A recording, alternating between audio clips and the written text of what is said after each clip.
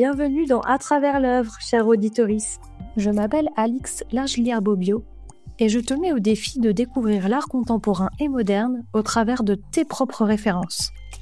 Chaque épisode, je serai en compagnie d'un ou d'une invitée pour parler d'une œuvre d'art. Nous prendrons le temps ensemble de décrire cette dernière et mon invité en tirera ses conclusions. Enfin, je révélerai le contexte artistique et historique de l'œuvre et de son artiste. Aujourd'hui, je reçois Servane. Alors Servane, je vais te laisser te présenter. Qui es-tu, ton emploi, tes loisirs, voilà, dis-nous-en un peu plus. Eh bien, salut, moi c'est Servane du coup. Je suis payée pour être psychologue en libéral. Sinon, à côté de ça, je gravite dans plusieurs univers, que ça soit dans le dessin, dans la gravure en ce moment, dans différents collectifs, sur l'île ou ailleurs en France. Voilà, j'aime bien naviguer là où les vents me mènent. Quel est ton rapport à l'art moderne et à l'art contemporain ? Alors, j'y connais pas grand-chose dans le sens où j'ai jamais eu de formation là-dessus. Ça a été surtout par la découverte, par la pratique. J'ai eu par contre accès assez rapidement à du matériel de dessin, que ce soit des feuilles, du papier, mais aussi de la peinture. Donné que ma mère était prof d'école. Et donc c'est plus basé sur l'accès aux matériaux et au matériel sans forcément y connaître quelque chose. Après j'ai une grande passion pour les musées et tous ces univers-là de déambulation dans les œuvres, mais je n'y connais pas forcément grand-chose en termes de date ou à quel mouvement appartient telle œuvre ou ce genre de choses. Ok, donc vraiment plus sur la pratique. Oui, tout à fait. Comme j'ai dit précédemment aux autres invités, c'est intéressant de voir vraiment le panel de rapport à l'art. On a eu des invités dans ce podcast qui avaient fait des formations, d'autres qui avaient été plus comme toi sur l'aspect pratique et qui avaient découvert par ce biais-là. Trop bien. Alors maintenant, je vais sortir le béret du tirage au sort, qui va nous permettre de déterminer donc l'œuvre sur laquelle on va parler. Voici le béret, je te laisse piocher. Alors, fais manger. Et si tu peux dire le numéro. C'est le numéro 4. Le numéro 4. Ça laisse encore plus de suspense du coup. Je vais dire quand même, c'est l'œuvre d'Alex Stoddard, qui est une œuvre de 2020, et c'est une photographie, et elle est visible sur Instagram. Ok, pour décrire cette œuvre, comment s'y prendre ? Mais déjà, ce qui, moi, me marque en premier, c'est qu'il y a une prédominance de bleu, et avec certaines autres touches de couleurs, telles que du rouge, enfin, des tons rosés, blancs. C'est une personne qui a les yeux clos et qui est en tenue un peu débraillée quand même, parce que chemise ouverte. Incroyable chemise, qui a des je dirais comme des nuages sur soi. Et ces motifs-là, on les retrouve directement sur le corps de la personne.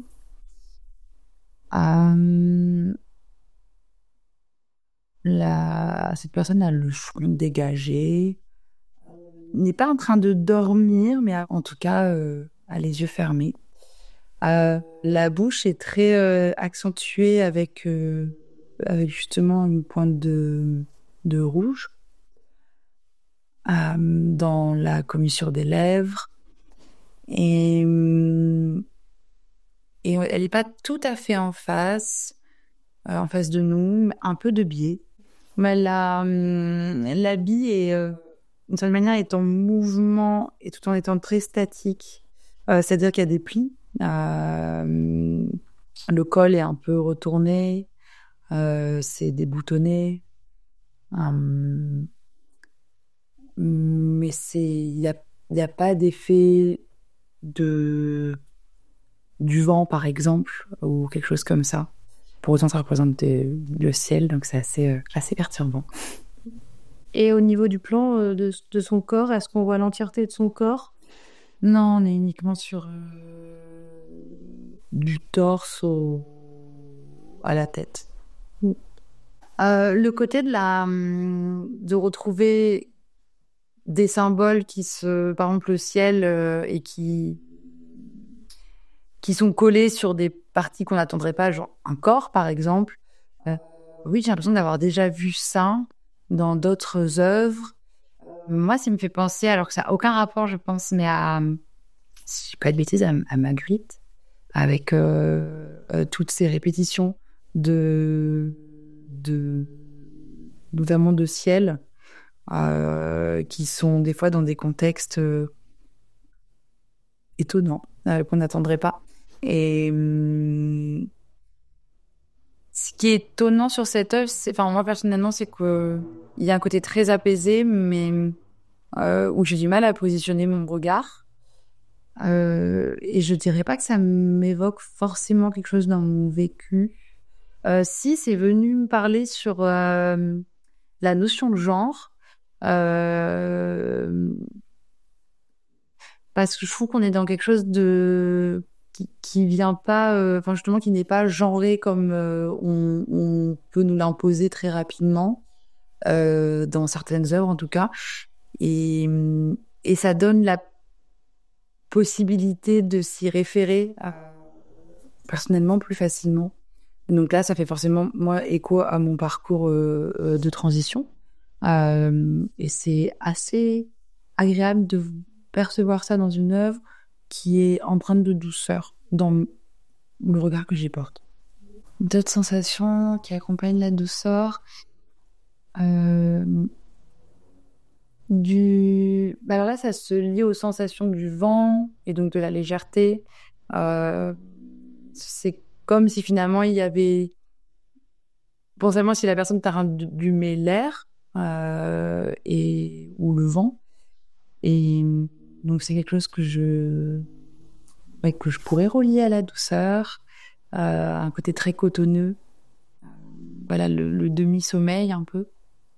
Et donc, c'est plus ces sensations-là que ça m'amène. Et je voulais revenir par rapport à ce que tu as dit sur la représentation genrée que peuvent avoir certaines œuvres. Est-ce que tu peux approfondir cette question-là en comparant peut-être ce que tu as pu voir qui t'a semblé très genré et par rapport à ce que là, on est en train de voir ensemble avec cette œuvre d'Alex Tobar? Ça va être compliqué de sélectionner une œuvre très genrée, étant donné que c'est la majorité de ce qui est présenté. Et je crois qu'on en est suffisamment rempli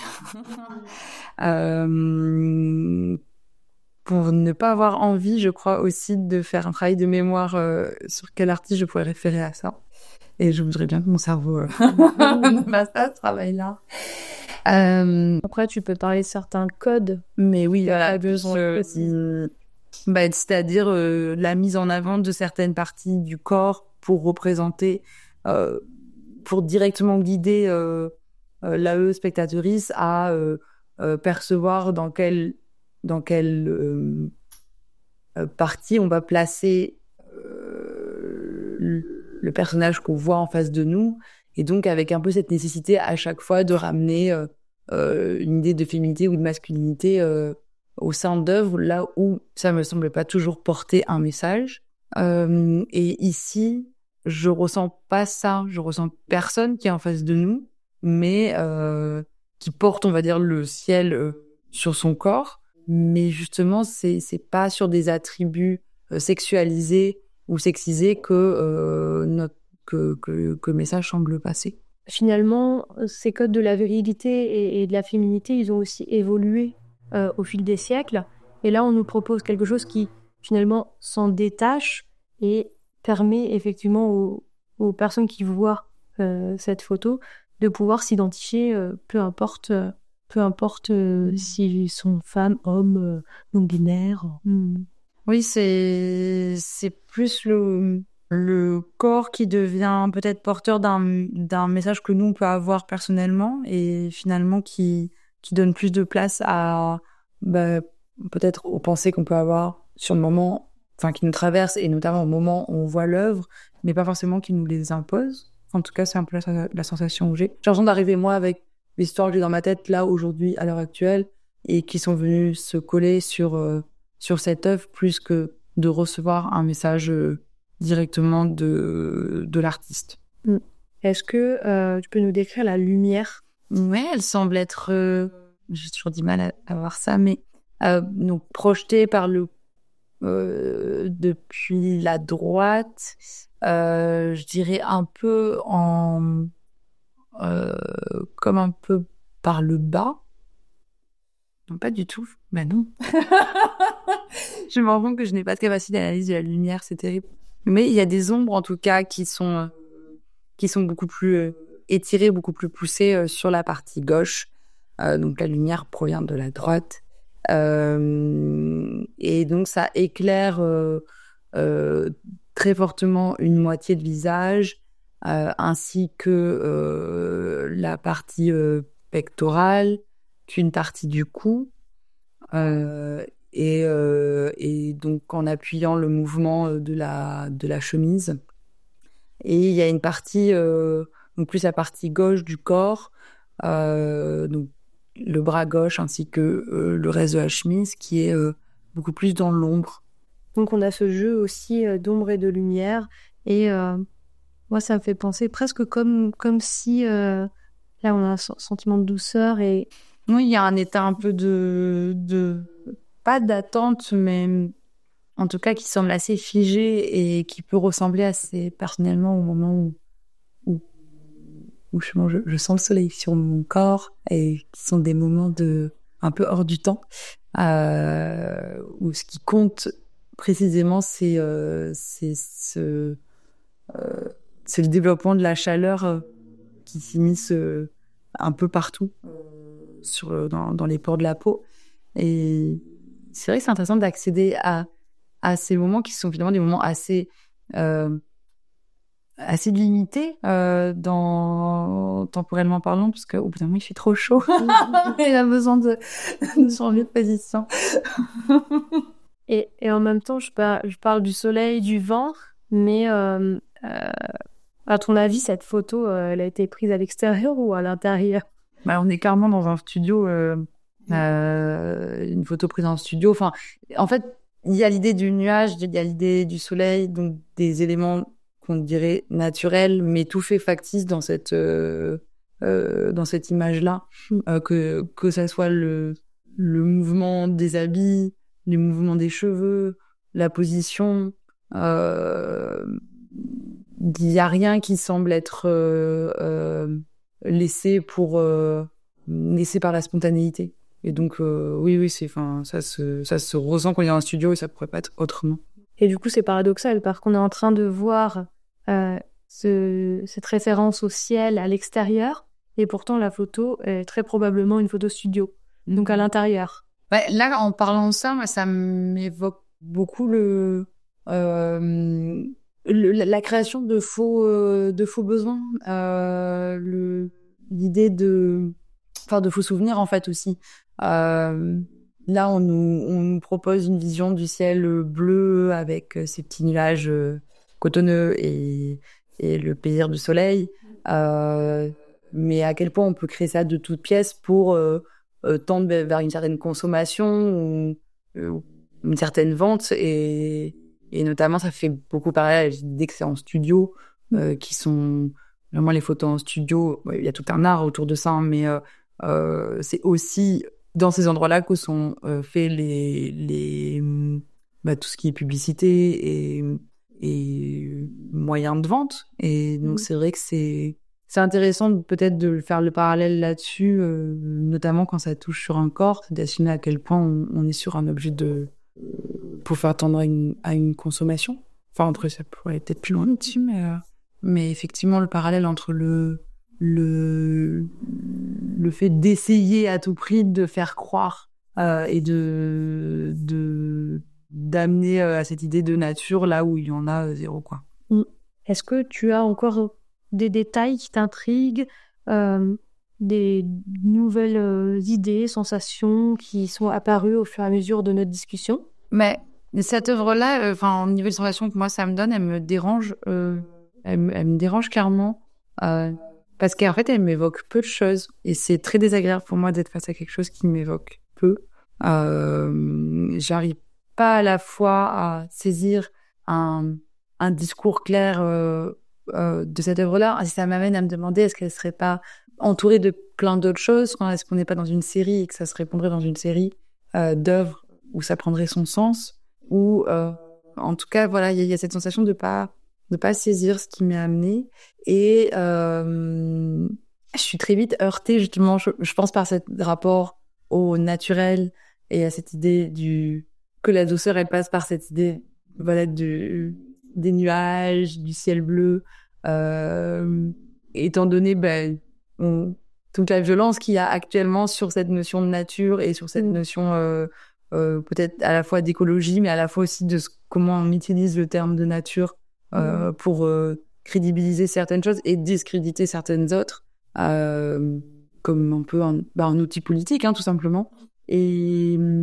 Mais donc, je sais pas si c'est un des messages qui est envoyé dans cette œuvre-là, et à la fois, j'ai du mal à le ressentir. Mais c'est chouette de pouvoir y déranger profondément les choses, c'est cool. Toutes les émotions sont bienvenues dans ce podcast. On n'est pas obligé d'être toujours en joie. C'est une œuvre d'art. Est-ce que tu es prêt pour le contexte, le moment où j'en dis un peu plus sur qui est l'artiste et son travail? Je suis prêt. Alors, c'est parti. Donc, on rappelle cette œuvre de Alex Stoddard qui date de 2020 et qui est une photographie qui est présente sur Instagram. Alors, mais qui est Alex Stoddard? Eh bien, c'est un photographe qui vit à Los Angeles, en Californie, et il est né en 1993. Il a grandi dans une région rurale de Géorgie et il est inspiré par son environnement et l'isolement rural, et il a commencé à réaliser des autoportraits à l'adolescence. La photographie est devenue un moyen d'évasion, lui permettant de construire des scènes élaborées et d'entrer dans le rôle de différents personnages à travers des costumes et des poses. Donc son œuvre est fortement influencée par l'histoire de l'art à l'ère numérique. Il expose les concepts de fantaisie et de surréalisme dans le portrait, ainsi que la forme humaine et son lien avec la nature. Il est entièrement autodidacte et se fie à son œil et à son instinct naturel pour créer. Son style se caractérise par des compositions simples qui encadrent des thèmes plus significatifs et universels. Donc il y a un des thèmes qui lui est cher, c'est le rapport entre humain et nature. Donc là, je vais le citer. « La nature à l'état pur est incroyablement belle. J'ai aussi trouvé tellement de liens entre les humains et la nature au sens très physique du terme, mais d'une manière telle que certains éléments naturels peuvent susciter une émotion en moi. Ce qui s'applique probablement aussi à d'autres personnes. L'eau qui coule, par exemple, peut avoir un effet très calmant sur les gens. Je pense que l'homme et la nature sont intrinsèquement liés l'un à l'autre.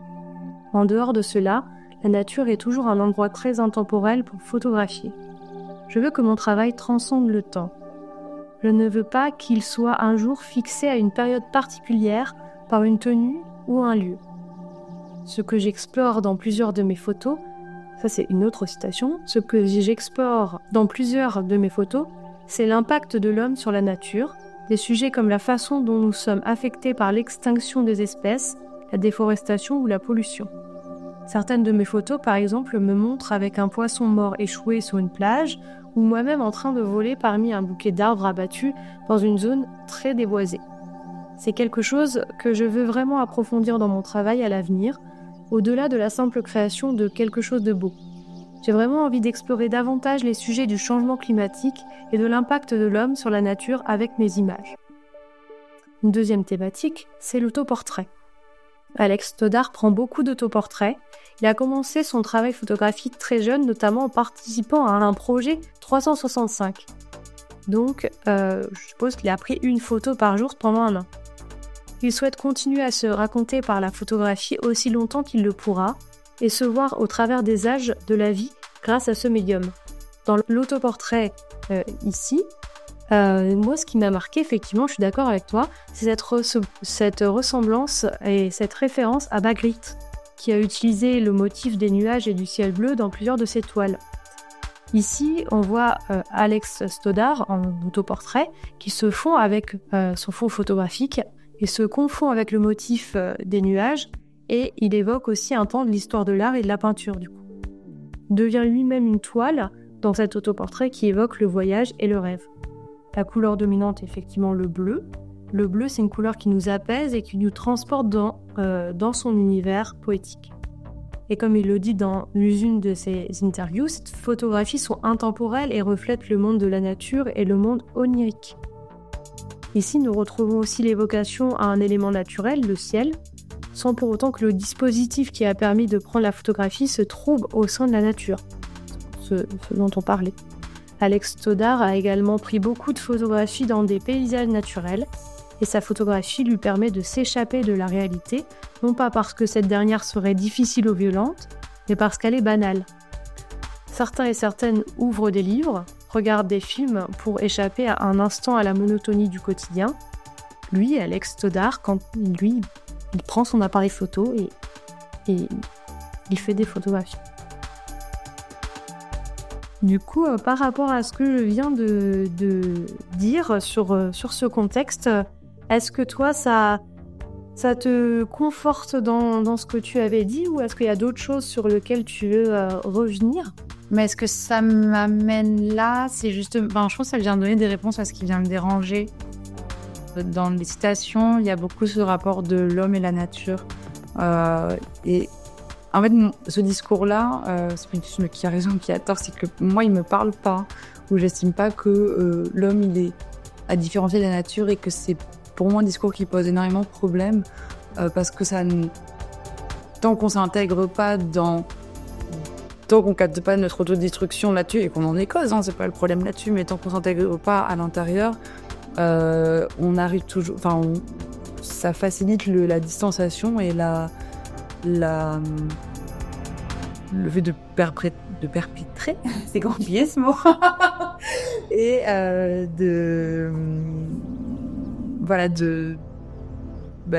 d'assouvir des fonctionnements qu'on a justement, je perds un peu mes mots, mais très colonisateur, je pense qu'il n'y a pas trop d'autres termes, et c'est vraiment l'homme sur la nature. Et donc j'entends, et du coup ça vient m'expliquer un peu mieux que en fait ça n'a pas d'écho dans ma vision, et donc d'où peut-être un peu ma distanciation avec cette œuvre-là, où le fait de voir des nuages sur le corps d'une personne, pour moi ne représente pas un moyen de créer du lien entre cette nature et cet individu, parce que ce lien, il est déjà là de base, et donc je suis peut-être pas très réceptive. Voilà, c'est à peu près ce que ça me réévoque. Mais c'est intéressant de voir aussi ton point de vue justement sur comment l'humain considère la nature et son insertion au milieu de l'espace naturel, en fait, son environnement. En ville, son environnement a été construit par lui-même, on va dire ça comme ça. Mais quand on se retrouve dans des espaces comme la mer, comme le ciel, comme d'autres espaces des paysages, eh bien, on peut se poser la question, est-ce que finalement on prend une distance et on se dit je reconnecte un élément qui est différent de moi, ou est-ce qu'on se dit plutôt ton parti pris de dire finalement je fais partie de ça. Mais surtout que pour moi l'idée de croire encore qu'on est dans des espaces déconnectés, d'aller à la mer ou d'aller viser du ciel par exemple, de penser que c'est parce qu'on ne voit pas notre empreinte qu'elle n'y est pas, et Et pour moi, on est bien loin du compte, quoi, de la réalité que c'est un moment où on arrive à se retrouver dans cet espace-là. Et c'est qu'on y est déjà et on n'est pas le seul là-dessus. Donc cette idée de reconnexion à quelque chose de naturel, quelque chose de vrai, quelque chose qui aurait le plus de sens. J'entends l'idée, mais pour moi, on est sur une fuite en tout cas, qui va pas porter des objectifs qui me semblent importants, qui est déjà la reconnaissance de notre empreinte, en fait, et de nos actions. Et donc voilà, c'est plus là-dessus. Mais c'est intéressant parce que du coup, ça ouvre les questions sur justement le rapport des humains. Et tu as parlé de cet effet colonisation de la nature. Bah oui, finalement, il y a tout un pan de l'histoire de l'humanité qui a voulu dompter cette nature, aller à l'encontre aussi, se dire « Ah non, la nature, en fait, c'est sauvage, barbare. Nous, on est des êtres évolués, on va construire des villes, des inventions technologiques, toujours plus. » Et puis maintenant, on est justement, j'ai l'impression, dans une mouvance inverse, de se dire « Oh là, on a été un peu trop loin, on va revenir sur nos pas. » Et du coup, ça remet en question aussi ce truc de nature vs culture un peu. Et de se dire, bah non, finalement, si on remonte, pareil, l'histoire des sciences, on fait bien partie de cet environnement-là, on ne peut pas nous dissocier. Et on a souhaité, comme je dis, il y a des courants qui ont souhaité se dissocier de cette nature-là, mais au final, moi je suis plutôt de ton avis, on fait partie de... Je me demande en fait à quel point, si on n'intègre pas le fait qu'on en fait partie, à quel point on peut se motiver à agir ou à modifier certains comportements. Et je parle pas là de petits changements à échelle humaine, je parle plus à un niveau politique. Mais, enfin politique de ceux qui ont plus de pouvoir ou de privilèges. Et mais c'est un discours qui vient du coup poser problème et qui vient remettre en question certains idéaux qui sont plus portés par une majorité. Ce que j'entends, on voit dans des musées, d'ailleurs je crois qu'à Lyon il y a un musée de la Confluence où il y a toute une partie justement c'est nature vs culture ou quelque chose comme ça, je sais plus le nom, mais je qui refait après parallèle de se dire est-ce que vraiment la nature contre la culture, mais le fait qu'on en soit encore à se dire est-ce que c'est vraiment ça, c'est que je me dis que ça va lentement et que la lenteur c'est chouette, je suis pas sûre qu'on ait trop le temps. Oui, c'est sûr que finalement si on prend d'un point de vue politique, le fait d'avoir considéré la nature et l'humain comme deux parties distinctes, comme deux identités distinctes, ça ralentit le processus de prise de conscience que là on était en train juste de détériorer la planète à fond les ballons et peut-être il fallait prendre soin que finalement si on détruit la planète on détruit aussi l'humain. Oui, puis si on revient plus sur cette œuvre-là, et si on voit l'art comme un rapport à l'activisme, et ça c'était un parti pris que j'ai là-dessus, en fait je me demande le message du coup qui essaye d'être passé là-dessus, et si ce message-là c'est dire il faut qu'on fasse lien avec la nature, enfin que ça s'arrête à ce débat-là, je questionne son impact en fait et la portée de cette œuvre-là. J'ai du mal à percevoir une œuvre juste par l'idée de sa simple existence, même si c'est très chouette de créer des choses, mais pour moi c'est un outil de dialogue et c'est un outil politique en fait, l'art, et j'ai l'impression que c'est ce qui a souhaité avoir lieu, mais du coup c'est peut-être juste pas dans les c'est juste pas cette manière-là que ce combat, je le verrais se mener, quoi. Globalement, je crois que c'est ça. Ouais. Et puis, je pense qu'il y a aussi cet aspect. Là, je pensais à ce que j'avais dit sur le fait de vouloir partir de la réalité et finalement d'aller plus dans un monde onirique, un monde de rêve. Eh bien, je pense que, en tout cas, moi, j'y vois plus cet aspect-là dans ce qu'on a regardé aujourd'hui, dans cette œuvre d'Alex Toda. Je vois plus l'aspect comme un rêve que l'aspect lien et politique autour de l'environnement, autour de la planète et de la nature. Mais de jouer sur l'aspect du rêve ou de l'utopie ou de ce genre de choses-là, y a un rapport pour moi c'est compliqué de le dissocier ou de l'opposer à une notion de réalité. Là où j'aimerais bien tendre vers l'idée que nos rêves, en fait, ils ont capacité et projection à se réaliser. Enfin, si j'ai pas cette vision-là, je pourrais pas militer ou je pourrais pas faire des trucs, tout simplement. Et du coup, de venir questionner cette existence déjà, oui, c'est un mot compliqué aussi. Et se dire qu'il faut une œuvre pour rappeler ce lien-là, enfin, en tout cas, d'essayer de faire un pont entre la réalité et l'onirique, c'est super intéressant. Moi, c'est vrai que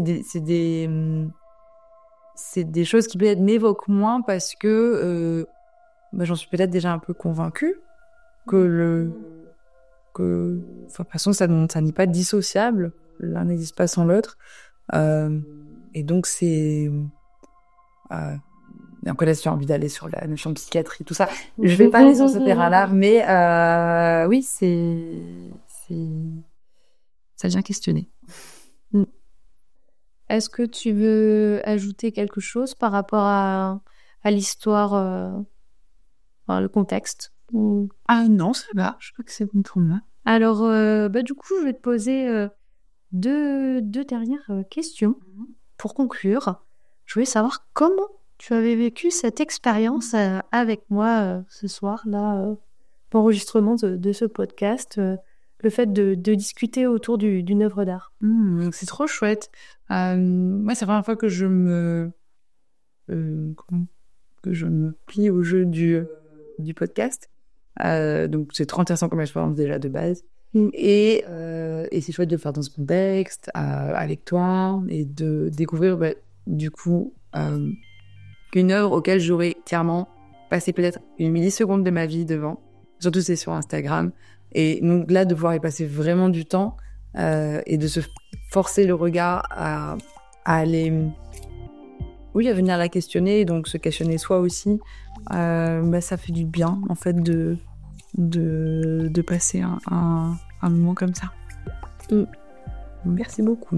Merci pour ton retour. À chaque fois, ça me touche parce que tous mes invités ont dit avoir passé un bon moment et que c'était une chouette expérience. Ça ferait terrible si tu restais, hein. C'est horrible. Bon, après, ça pourrait, mais ça dépend parce que là, cette œuvre-là, les sujets sont pas trop trigger warning, mais on a eu des précédents épisodes où c'était un peu plus compliqué, des sujets un peu plus profonds. Voilà, donc je peux comprendre que les personnes se disent « Oh là, ça m'a bouleversée ». Et donc, j'ai une dernière question pour conclure. Si tu devais retirer un élément de l'œuvre ou de l'artiste, lequel choisirais-tu ?